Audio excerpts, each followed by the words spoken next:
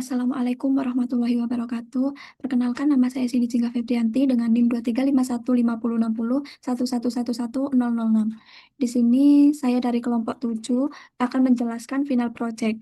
Dan di sini nama-nama anggota kelompok saya yaitu ada Zahra Kufita Aberlin, Muafi Rifka Pratama, dan Fahri.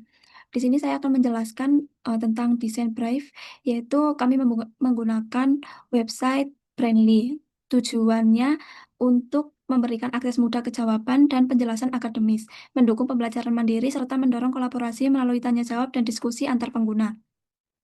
Selanjutnya, target audiensnya yaitu pelajar SD hingga menengah, mahasiswa dan pendidik, orang tua, dan komunitas umum.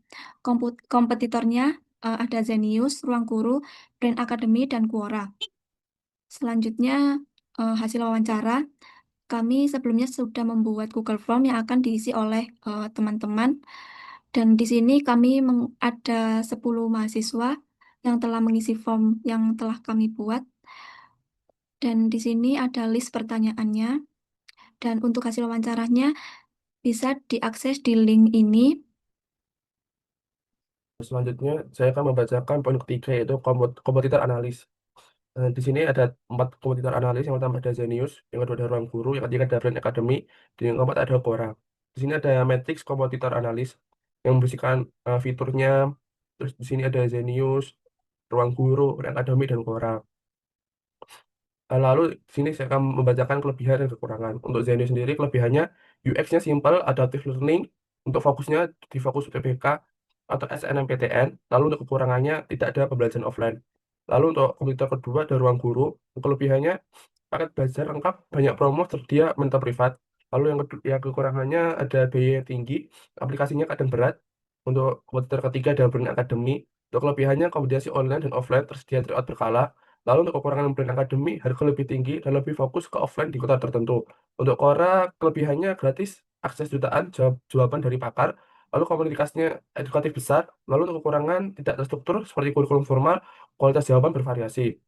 Untuk kesimpulannya, dari keempat kompetitor yang dianalisis, satu keunggulan paling relevan dan berpotensi besar untuk dikembangkan oleh brand adalah integrasi sistem rating dan verifikasi jawaban yang lebih alternatif dan terpercaya.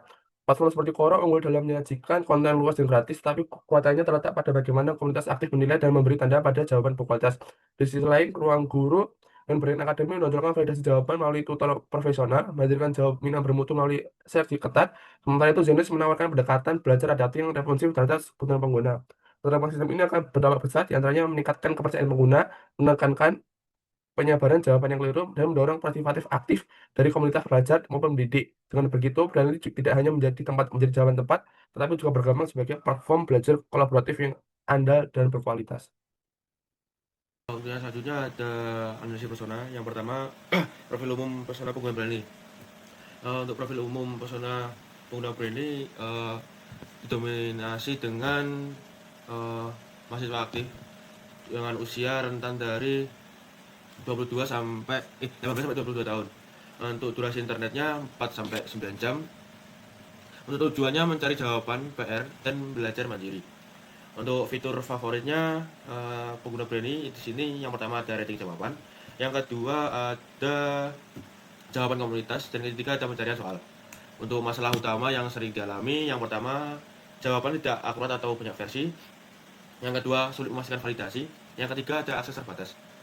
Untuk yang selanjutnya ada kebutuhan utama dari pengguna Brandly. Yang pertama jawaban cepat dan akurat, dan yang kedua verifikasi jawaban, yang ketiga fitur yang interaktif dan mudah dipahami, yang keempat rating yang objektif, yang kelima sanksi untuk jawaban asal-asalan. Untuk rekomendasi dari perbaikan, yang pertama sistem verifikasi jawaban, yang kedua ada peningkatan sistem rating, yang ketiga ada penyaringan jawaban berkualitas, yang keempat antara muka pengguna seperti ChatGPT dan lain-lain, yang kelima penegakan aturan komunitas. Untuk kesimpulannya yakni pengguna ingin branding lebih akurat, terpercaya dan interaktif seperti ChatGPT dengan kontrol kualitas jawaban yang lebih. Baik, selanjutnya saya akan menjelaskan markup dan juga wireframe dari website Brainly yang sudah kami redesign. Nah, dari Hasil kami mewawancara beberapa pengguna Brandly dari analisis persona mereka, kami menyimpulkan bahwa ada beberapa aspek yang harus ditambahkan pada website Brandly ini, yaitu ada validasi jawaban, kemudian ada tambahan fitur kecerdasan buatan, dan juga peringkat kontributor. Nah, di sini yang pertama di halaman beranda kami eh, sudah menampilkan beberapa hal penting yang ada di website Brandly ini, yaitu ada jawaban komunitas, validasi jawaban, dan juga kecerdasan buatan, yang mana hal tersebut merupakan hal yang aspek utama yang ada di website Brandly ini yang sudah kami redesign. Kemudian ini adalah halaman tanya soal. Di sini seperti biasa ada eh, untuk memasukkan pertanyaan, kemudian ini untuk memilih pelajaran yang sudah yang akan dicari, kemudian ini untuk klik kirim. Kemudian terdapat juga tips membuat pertanyaan. Dan di halaman asisten AI ini seperti kecerdasan buatan AI pada umumnya. Di sini ada pertanyaan dari pengguna, kemudian akan dijawab oleh asisten AI tersebut.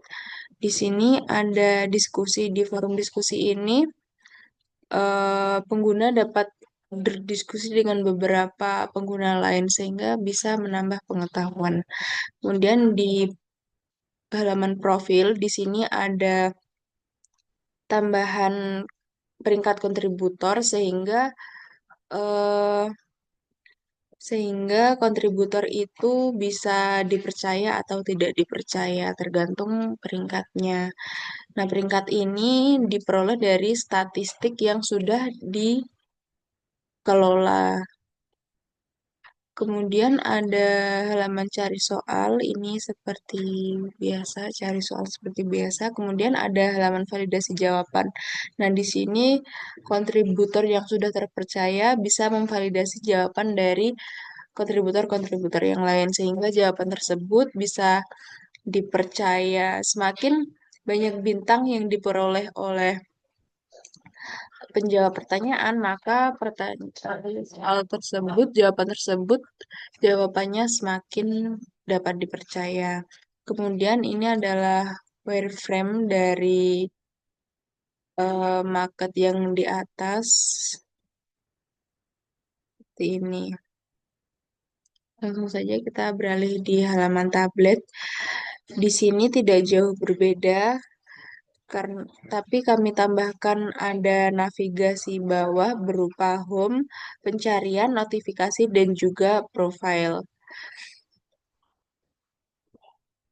Yang lainnya sama seperti yang ada pada desktop. Kemudian di halaman Android, di sini juga tidak jauh berbeda, tapi kami menghilangkan navigasi atas supaya apa? Supaya terlihat lebih rapi. Nah, navigasi atas tadi bisa diganti dengan navigasi bawah seperti ini. Kemudian ini adalah wireframe dari eh, Android. Seperti ini wireframe-nya. Baik, sekian dari kelompok kami. Apabila ada banyak kurang dan lebihnya, saya mohon maaf. Wassalamualaikum warahmatullahi wabarakatuh.